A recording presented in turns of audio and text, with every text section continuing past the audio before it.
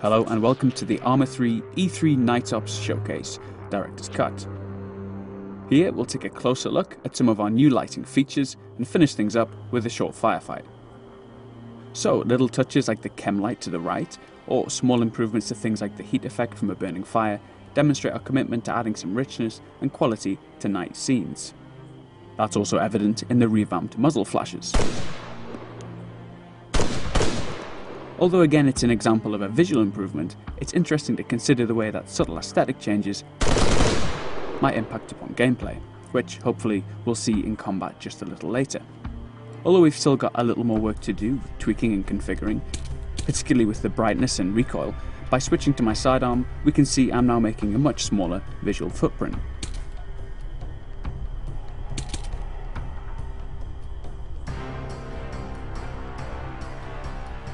Now if I head into the new gear system, which we'll talk about a little more shortly, I can take off my attachment and the resulting muzzle flash is now far more pronounced.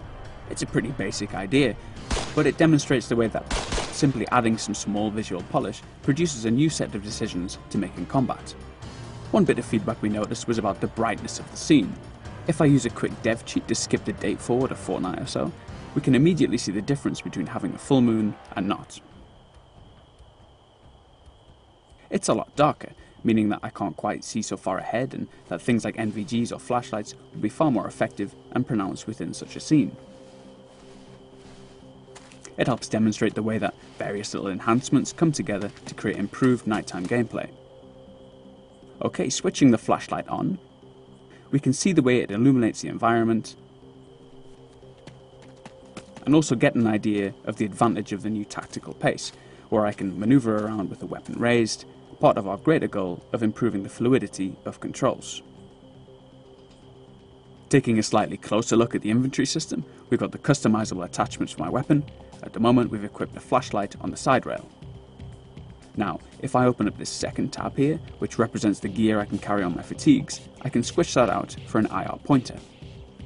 It's worth mentioning that this interface is still a prototype, but it communicates the basic design goals of the system, namely on-the-fly customization, and factoring in the capacity and weight of your gear with other design features like our fatigue and aiming mechanics.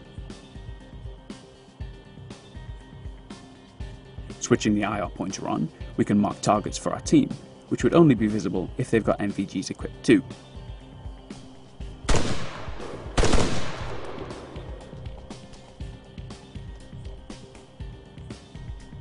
Okay, so skipping ahead a little to the meetup with our friendly patrol, we'll take a look at some of the things I've shown so far in action. As we head away from the light source and into the night, we can see just how dark it can get.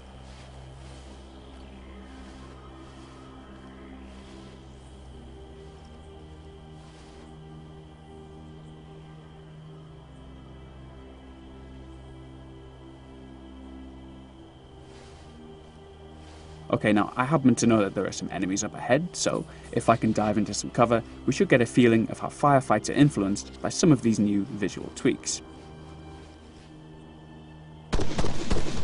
Now I can see muzzle flashes burning through the foliage. And it's clear that my own teammate is lighting himself up like a Christmas tree without the use of a muzzle suppressor.